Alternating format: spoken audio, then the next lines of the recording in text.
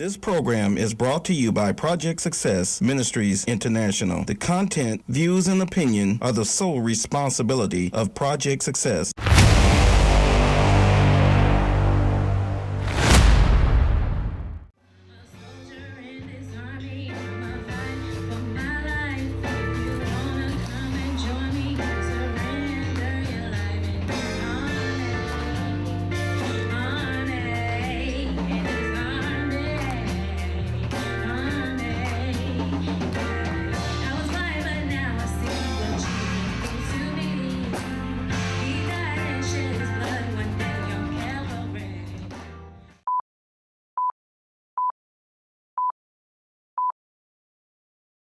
Well, praise the Lord, and thank you for joining us for another edition of Project Success, Taking It to the Streets.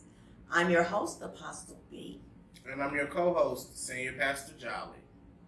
And as always, my friends, I like to start off the show by just sharing with you the reason why we find it necessary for us to be here today. And it's because we love God. We love Him, and we want to share what we feel is good news throughout the world. We feel a special mandate to share with you what we've been through, our experiences, and the resources, information that we've acquired over the years. We just feel that we should share that so that in hopes that it would help someone else. So in saying that, we do have a show in store for you today that I'm really, really excited about. So we're going to let Pastor tell us what it is that we can expect from our show today. Well, on today, we're going to be covering Apostle B's book here, Reversing the Curse of Fate. Yet again, I believe we're part 4 now. We're diving a little deeper into the book. And today we're going to be covering some important points that is in that book. Hopefully you've already gotten your copy and you're following along with us or reading it in your own free time. I've been expressing over the past couple of weeks how important it is to be able to identify curses that may be attached to your life or attached to your family. And how important it is to not only be able to identify them, but know how to combat them. So, I'm excited. We're going to be, when we take it to the streets, I believe we're going to be covering Pakistan, our schools in Pakistan. So, hey, I'm excited and I'm ready. Amen. Okay. Well, that's great. We'll just jump right in. Last week, we were kind of sharing with you, just kind of recapping what we've already discussed. But we were sharing with you the etiology of the origin of curses. And we learned that curses actually originated from God. God was the first entity that cursed man. We're talking about curses that affect mankind or God's creations here in the earth. And God was the original entity that cursed mankind. And we read that in Genesis 3rd chapter, I think around the 15th verse, starting at the 15th to the 17th verse. And it may be just fitting for us to just recap that and just read that so that for you that want to get your Bibles, can read along with me so that you can see for yourself that God actually did curse man.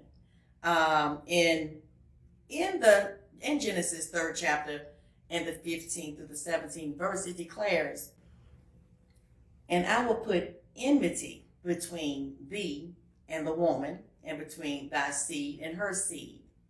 It shall bruise thy head, and thou shalt bruise his heel. Unto the woman he said, I will greatly multiply thy sorrow and thy conception. And sorrow thou shalt bring forth children, and thy desire shall be to thy husband, and he shall rule over thee. And unto Adam he said, because thou hast hearkened unto the voice of the wife, and hast eaten of the tree of which I commanded thee, saying, thou shalt not eat of it. Cursed is the ground for thy sake. In sorrow shalt thou eat it all the days of thy life. Thorns, also thistles, shall it bring forth to thee. And thou shalt eat the herb of the field. In the sweat of thy face shalt thou eat bread, till thou return unto the ground. So the curse was a permanent curse. Notice it said in this very last verse, this curse will exist until thou return to the ground. So, there are curses, and the name of this book that I wrote many years back is called, Reversing the Curse of Fate. We can reverse the curse. We can reverse some curses, but God's curse, his original curse of mankind, we cannot be delivered from that. And we see this in what he said. He made clear that he wanted to make clear that we understood that this is not a curse that we can come from underneath. We could pray our way and we could be delivered.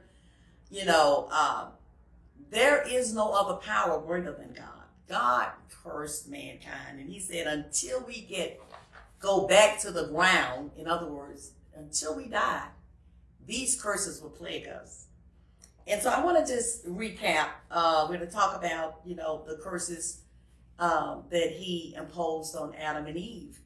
And we started that last week. We talked about the 3 curses that he that he cursed Eve with. And this word, I think that is probably important for us to define this word enmity. Because in the Greek, it's called echthro. It's called echthro in the Greek, and it means hate, being hostile with, or in opposition to. So remember, he said to the woman, he said that he's going to put enmity between the two, between her seed and between the seed of the serpent, who the seed of the serpent is all of whom serve Satan. Satan was the origin. He was the core. He was the being that was using Eve in the garden. He was the one, he was the deceiver. He was the liar. He said, you won't surely die. If you eat this fruit, you won't surely die. He does tell us half-truths. That's why it's so important for us to know the word for ourselves. So he said that you won't surely die. So he lied to Eve. He deceived her. And, as a result of this, now we see all these, these different, what is the word I'm looking for? Terrible feelings and emotions and attitudes that did not exist originally in the garden. So we see the hostility that Satan has towards us. He hates us. He despises us. He opposes us.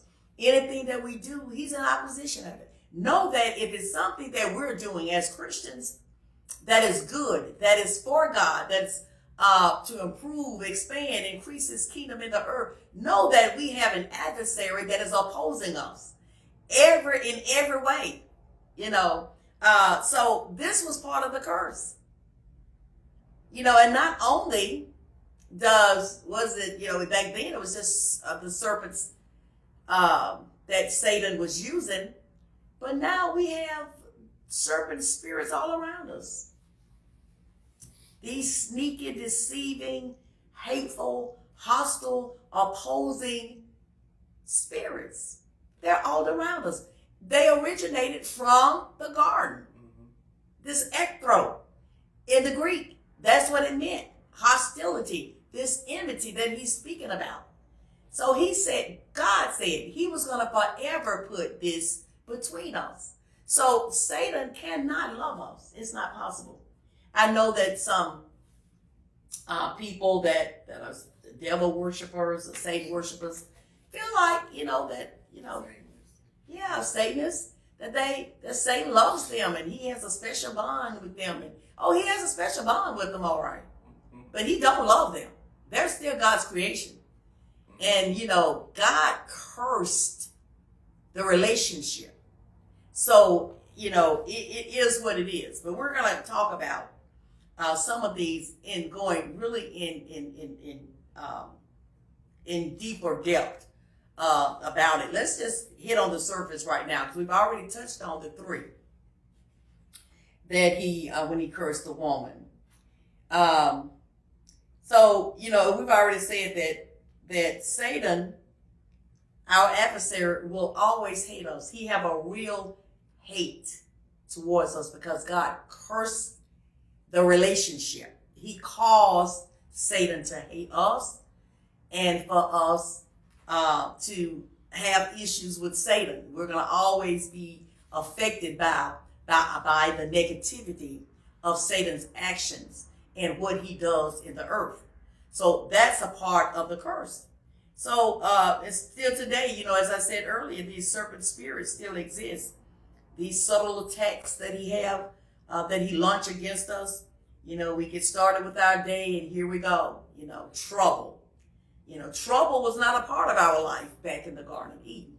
I heard Pastor say, before we get into the three curses that he imposed on Eve, I heard Pastor was talking about God's plan, because, and he was, maybe you want to share again some of that. I thought it was really good information to share with you about the plan of God and how it did not take him by storm or by chance. I want to share elaborate a little bit more about that, and then we'll get into the three curses that he imposed on Eve. Well, when we were talking about how the devil's plan was to disconnect us from God with the fall, with the deception, knowing that Eve would take, that suggestion to Adam. He was thinking that, he would cause a wedge or a disappointment and God would do away with us, or wipe the slate clean, or, but on our last show, I was saying that how in the beginning, the Word was created, the Word was God, and it was with God. So all that has happened, all that is going to happen, all that is happening has already been written, has already been determined. Right. And the fall was necessary, as well as the deception, because it was going to happen. Here's the thing about God. We first have to understand that he respects his own laws as well. He does not interfere with free will. He does not interfere with that barrier, that respect that he has for the laws that he created as it relates to free will in time and space, although it doesn't apply to him. It applies to the earth. So he respects it. Of course, he could have rewinded time and, he can do whatever he wants. Mm-hmm. But he respects the laws he created for us to abide by in order for us to live within this dimension. And all of that had to happen in order for us to have the true relationship he wanted us to have with him. Mm. The relationship we have with him now is similar in essence to the relationship Adam and Eve had. But he knew that the decision that they were going to make was going to change that dynamic. So before it even happened, God had already orchestrated a plan for us to come back through Jesus, through the blood sacrifice, through he Yes. had already knew that sin had to enter the Hallelujah. world. Hallelujah. And we had to be, we had to be confined by an expiration date. So therefore we can value the relationship with the time that we have. Because he already knew the mindset of man was going to change. He already knew that, technology and all of these things were going to come into existence. So before any of that happened, he wanted, the word had to be fulfilled, and there had to be a certain sequence of events that had to happen, from John the Baptist to Moses. All of that had to transpire beforehand.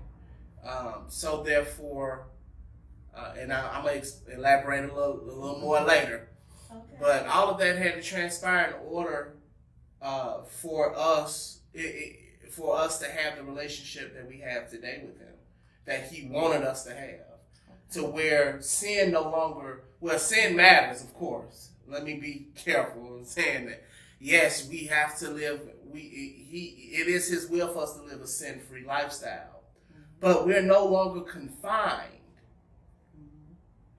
We can repent, and because he knows man is going to mess up.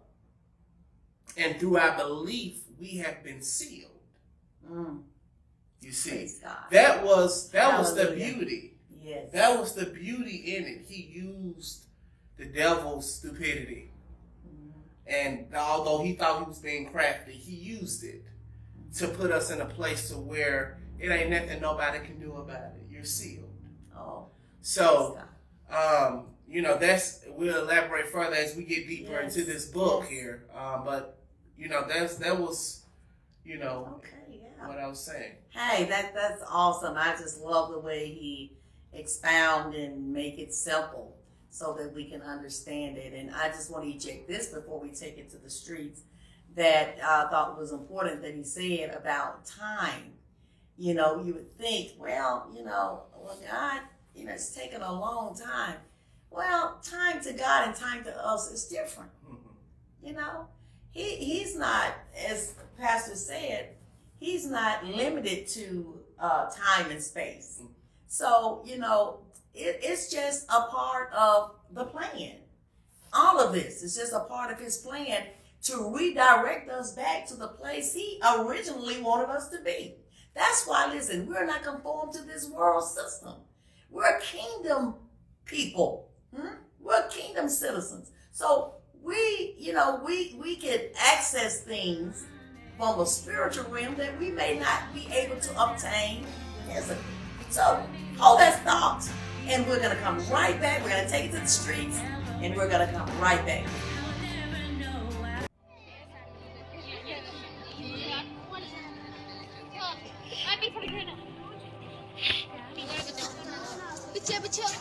थोड़ा ना पीछे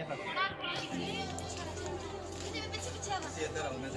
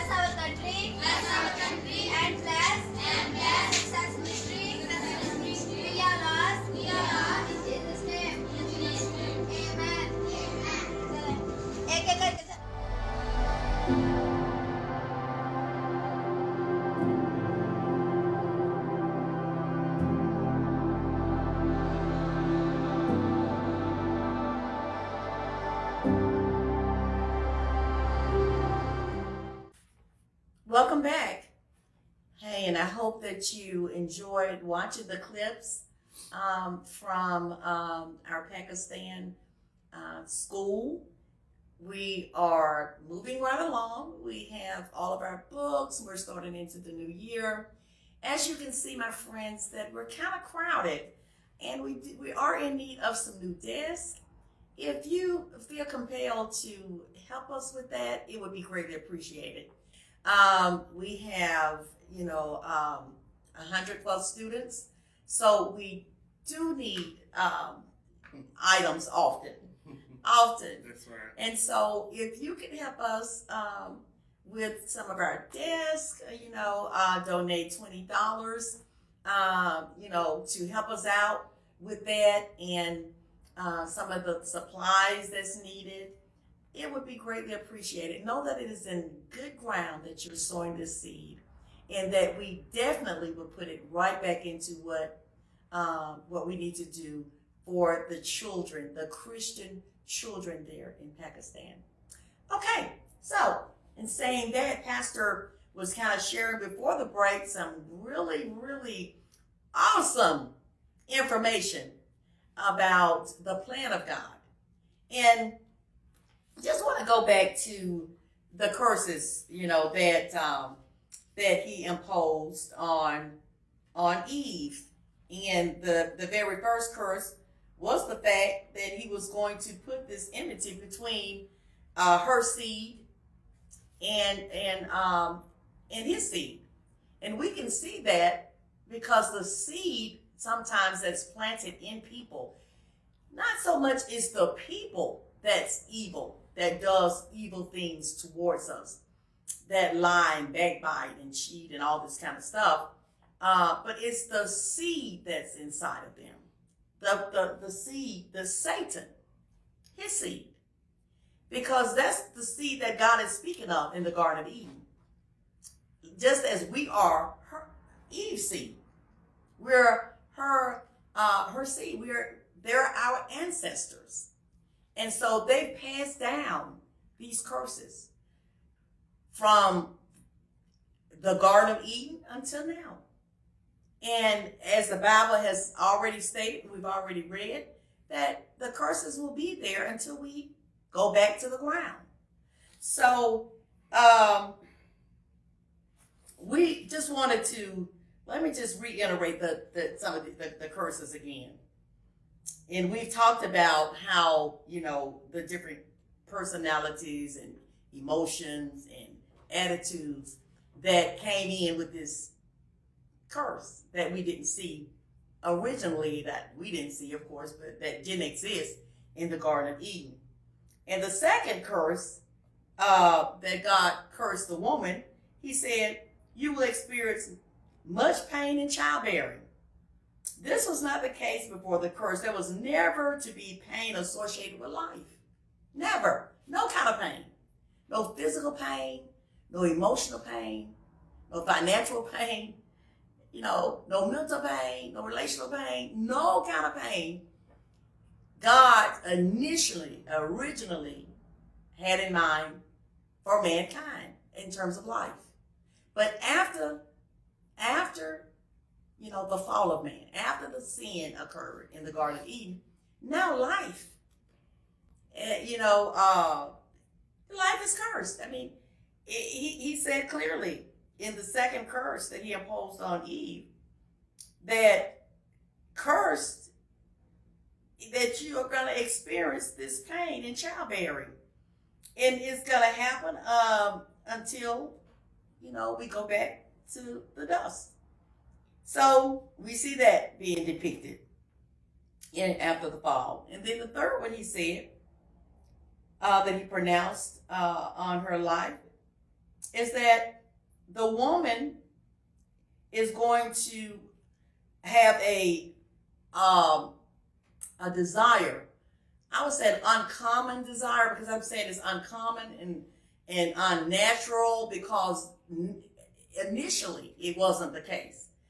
It wasn't the norm in the Garden of Eden for her to have this type of desire for the man. They were perfect partners. There was no thought about infidelity.